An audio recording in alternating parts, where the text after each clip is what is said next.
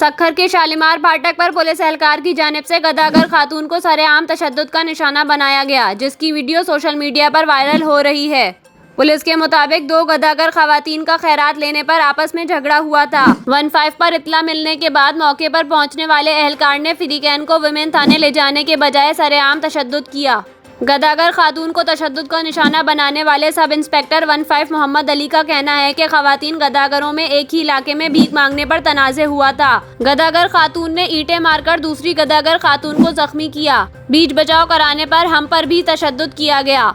Sub inspector का कहना है कि मैंने गदागर खातून पर तशद्दुद नहीं किया, बल्कि खातून को विमेन सेंटर ले जाने की कोशिश में धक्कम-पेल हुई।